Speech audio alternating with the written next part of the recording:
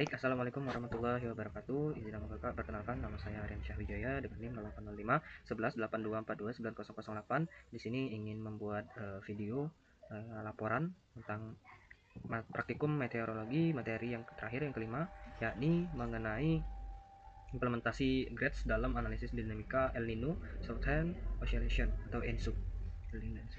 Nah, sebelum masuk ke hasil data Excel yang telah saya buat sebelumnya melalui software Grades, Notepad, dan juga Excel, dikonversikan grafiknya di Excel. Sebelum itu kita akan sedikit masuk ke materinya, yang dimana penjelasannya ini fenomena ENSO itu merupakan manifestasi dari coupling atau hubungan timbal balik yang erat antara sirkulasi atmosfer Walker dan profil thermal laut di Samudra Pasifik Ekuatorial di bagian bumi tengah, di ekuator atau khatulistiwa. Nah, secara fisik atau fisis itu mekanisme ini dikendalikan itu ada yang namanya Jernas feedback dalam kondisi normal. Perbedaan tekanan udara antara Pasifik Timur itu tinggi dan Pasifik Barat itu rendah. Ini akan menciptakan suatu angin yang pesat atau angin pasat, bukan angin pesat. Nah, ini akan mendorong suatu massa air yang hangat ke arah Indonesia. Nah, ini akan berakibat kepada negara Indonesia itu sendiri, yang akan terjadi kekeringan karena kepanasan, karena udara panas yang lewat. Nah, untuk mekanisme fase ekstrem El Nino La Nina, ketika El Nino terjadi, itu gradien tekanan suatu atmosfer itu akan melemah. Nah, ini akan menyebabkan angin pasat itu akan melambat atau bahkan berbalik arah. Secara oceanografi, nah, hal ini itu akan memicu pelajaran gelombang Kelvin internal di arah timur yang membawa massa air hangat.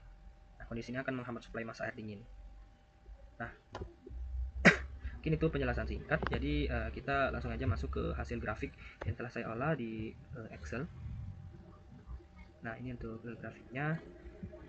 Jadi bisa kita lihat di tabel ini, sebelum kita korelasikan ke grafik itu ada penjelasan bahwa di sini ada waktu. Waktu ini itu dari tahun 1997 sampai ke 2025. Nah, untuk nilai El Nino-nya itu sudah kita dapatkan dan juga curah hujan serta korelasinya itu 1.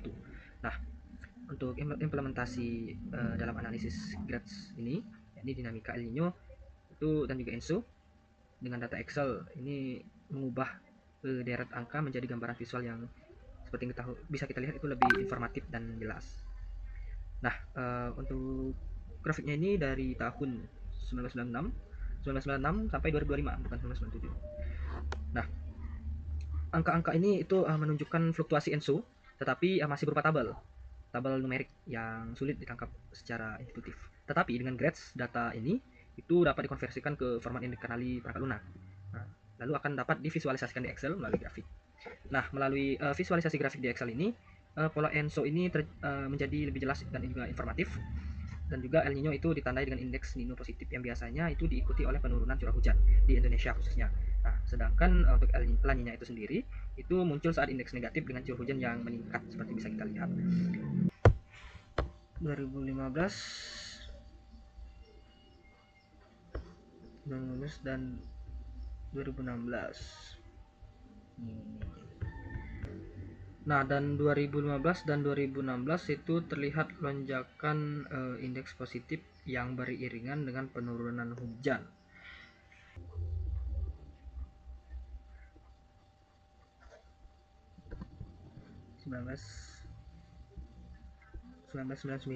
Kemudian 2000 bisa kita lihat 2000, 2010 dan 2011 ini itu menunjukkan indeks negatif yang relatif konsisten dengan curah hujan yang lebih tinggi, bisa kita lihat.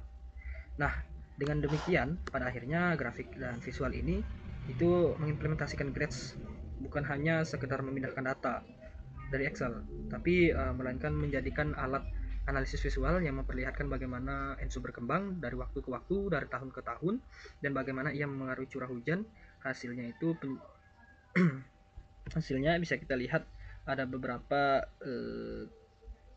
grafik yang lumayan tinggi di curah hujan itu di 2016 juga 1997 ini yang paling tinggi, dan untuk El Nino itu yang paling tinggi di 2000 berapa ini 2025 itu El Nino terasa tinggi pada akhirnya akan menghasilkan udara hangat dan Indonesia merasakan kekeringan. Mungkin itu saja, lebih dan kurang saya mohon maaf. Saya tutup. Wassalamualaikum warahmatullahi wabarakatuh.